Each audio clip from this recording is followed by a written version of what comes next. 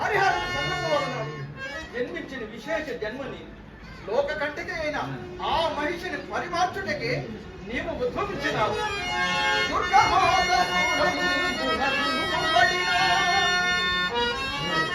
అసుర మహిషుని సోదరి అయిన మహిషి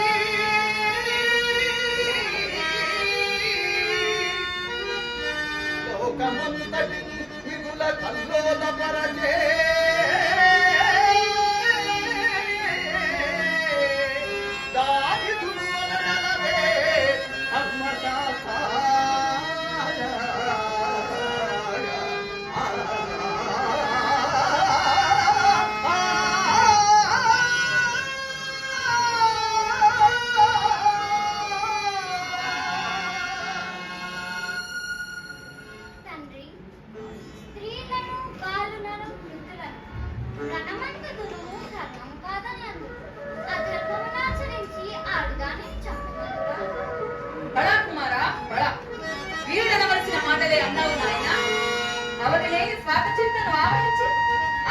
హింసించు వారికి ఈ ధర్మము వర్తించదు. నీవు ధర్మరూపుడవు, ధర్మావతారుడవు.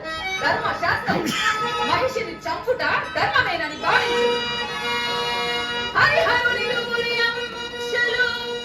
స్థిరముగని అందు నిలచి స్థిత పాఠవము